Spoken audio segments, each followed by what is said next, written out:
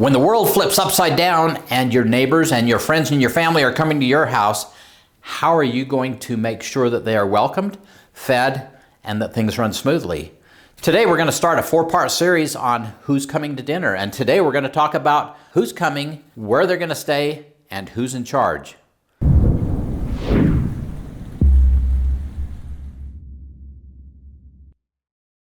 Hey, Provident Preppers, I'm Jonathan. And I'm Kylene, and today we are going to talk about who is coming for dinner.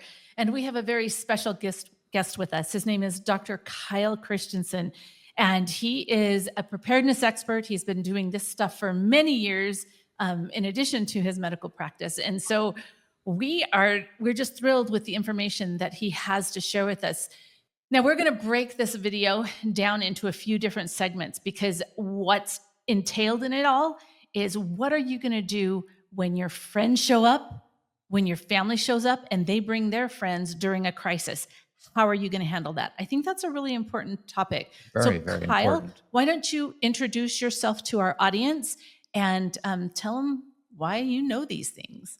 First off, just one little correction. I'm a chiropractor.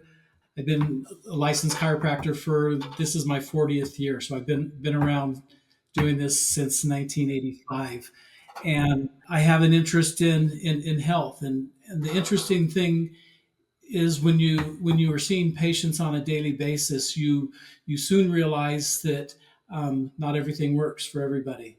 And as I've moved along in my practice, I've branched out into a number of different things, into naturopathy, and I'm a master herbalist as well. And I used to own a herbal manufacturing company. The object and my goal is to help people. And often in our training, we anticipate events or circumstances that hopefully are never going to happen. And as I've studied and moved along and become involved in the preparedness world, I realize that what we're doing in preparedness is no different than what people are doing in police work, or being a fireman, or being a certain trained person. We anticipate things that hopefully will never happen, but at least we've brought up the ideas and the concepts, and we've anticipated what do you do if this happens or that happens? And that's kind of what has led, my life into preparedness. Well, what happens if there is a scenario, and how can I best prepare for that?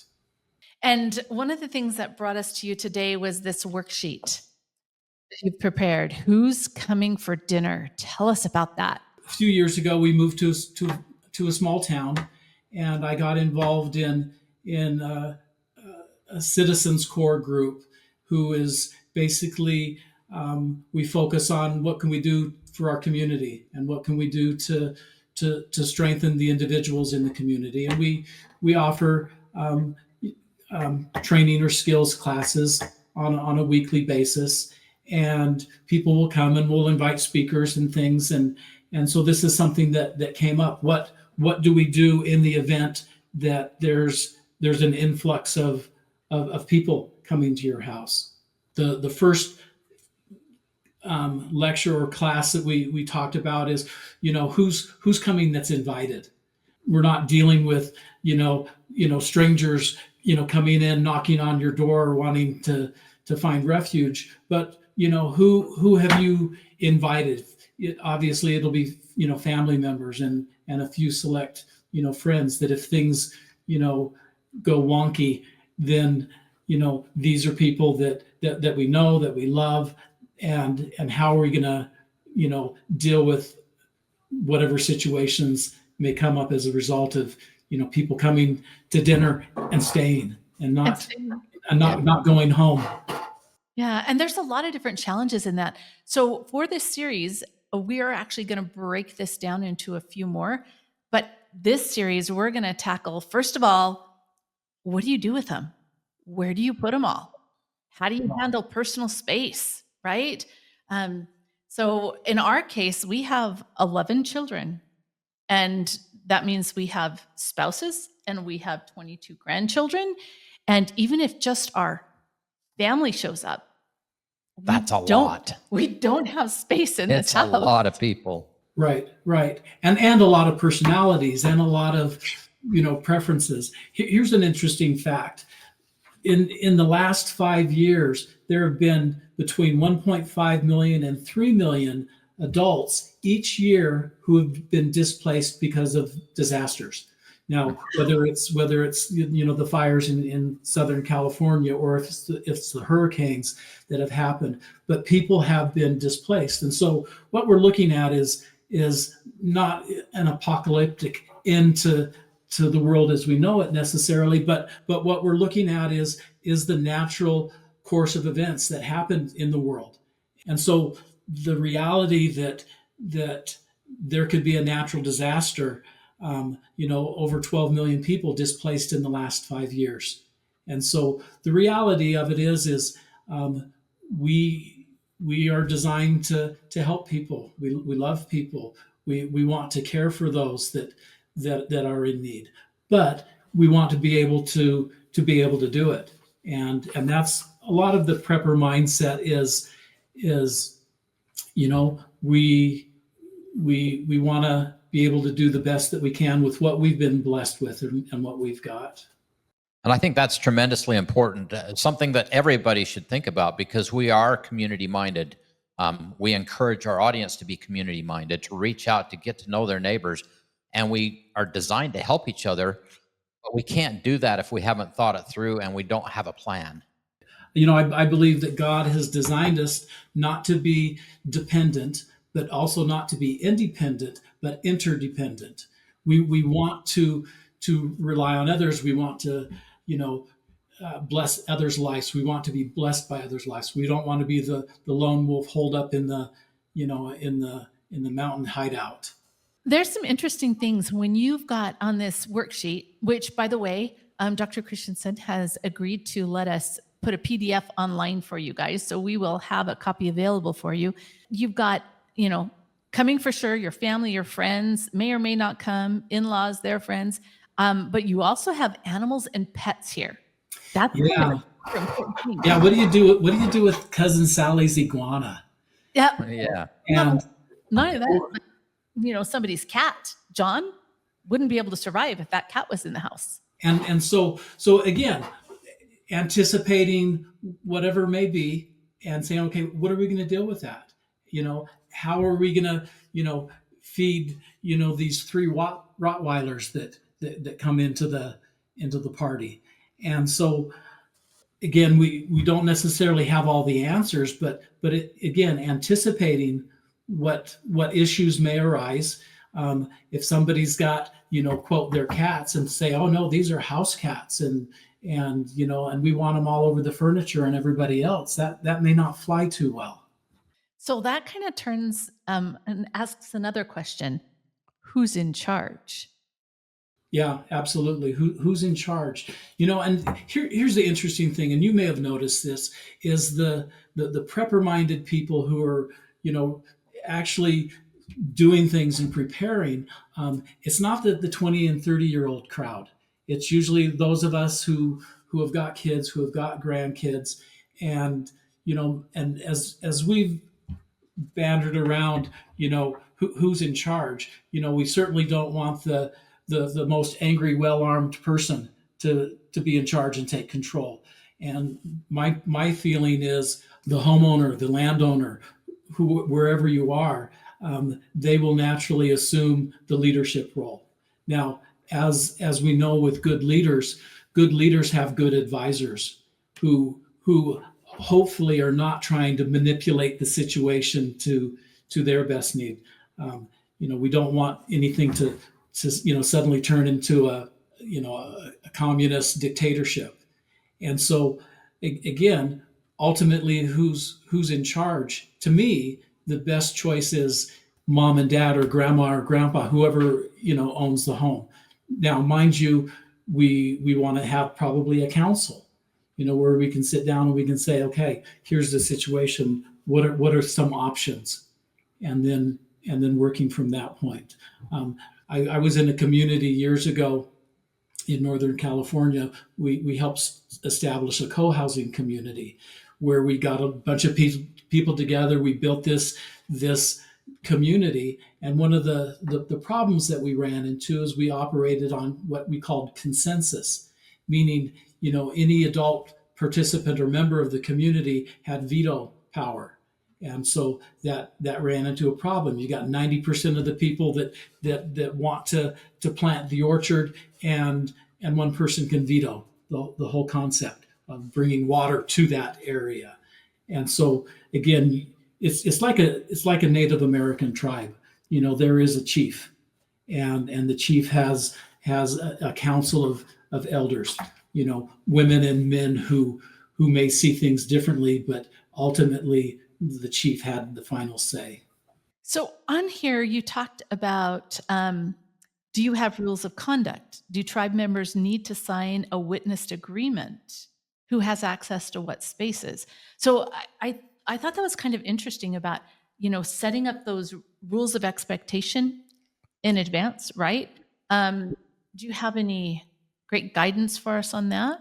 Well, it's those of us who have kids, we have rules.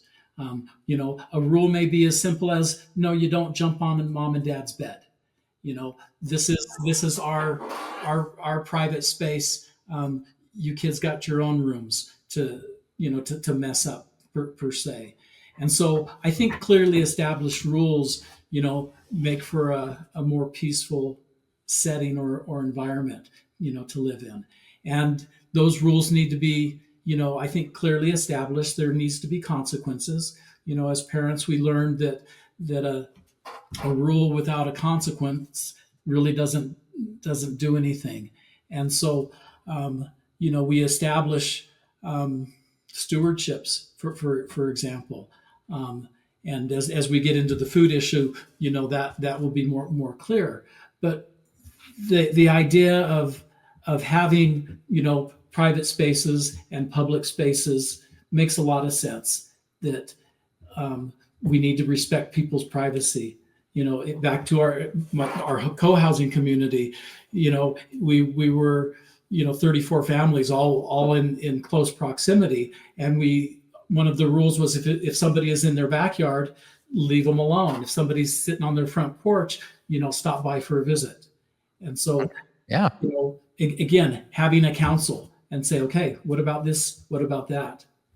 And identifying those up front, I'm sure is an important part of that is, and of course you might have people coming at different times, but, maybe everybody gets the talking to as they arrive. Is that how you would do that? Yeah, I think if we clearly establish, guidelines and rules, and people understand it. Do you need to go so far as to have a signed contract that's witnessed by a third party? Perhaps not. If it's family members, if you're just bringing in your the kids and grandkids, perhaps not. But if things get to a point where you have people that you're not as familiar with, one of the ideas is if the in-laws of your in-laws, all of a sudden say, well, go to Jonathan and Colleen's place. They're prepared. They'll take you in. They're good-hearted people. Again, how do you set the boundaries? And that's a question that maybe needed to be decided individually with each tribe or group. We like to use the word tribe. I think I see a lot of challenges because right now, when my children return and my grandchildren come, grandma is the one that does all the work. Grandma makes the dinner. Grandma cleans up the dinner. Grandma makes sure you have a good time. And it's all fun and games in Disneyland when you come to grandma's right now. And that would have to be a total mind shift for not just the kids that have come back, but their children. No, suddenly we turned into mom and dad, right? Kind of rules, not grandma kind of rules. And I see that being a challenge. As you bring in people, there needs to be stewardships. right? You may establish, this person is going to be the head cook. This person is going to be, the main gardener. This person is going to be in charge of security. This person is logistics, keeping track of everything. And so we know we all have certain skills and abilities, and ideally taking advantage of an individual's skills. Not everybody should be in the kitchen preparing meals, because there are people who are phenomenal cooks and there are those that are not. Right. And so the idea of everybody taking their fair turn at everything doesn't really make a lot of sense. Yeah, and I think that's an important part of the community. We all have different skills and different things to do, different ways to contribute. Every person has either wisdom or experience or strength or whatever their skill set is and the things that they can help with. I think that makes so much sense. And every person who has skills should have an apprentice, right? And so, Very good point. so we want to have people, quote, cross-trained again. And we're looking at something that's going to be more than just a long weekend. We're looking at something that weeks could turn into possibly months, and even if it is a shorter term, everybody pitches in. Thank you so much, Kyle. Before we close out this segment and move on to food, that's going to be an interesting one. Do you have any final words for our audience? Any parting words? Again, my concern is make a list. I mean, what we've done is we've written down names, of people who are coming for sure, people who may come, people who are invited but may not come. If you've got family that's living, across the country like we are, part of that is who's coming. Where's everybody gonna sleep? And again, just going down. Do you have enough blankets? Do you have enough pillows? Whatever it is, and anticipate that some may bring things, some may not. But again, spending some time, have a conversation. If you can get the worksheet here, start filling it out a little bit. I think that would help. Thank you so much. We had a beautiful experience about a month ago where we had a lot of our family come back, and we had a big celebration. And one of my sons was looking around and he said, "You know what? With our family, we have everything we need to survive," because he was looking at all the skill sets and how they were so diverse, right?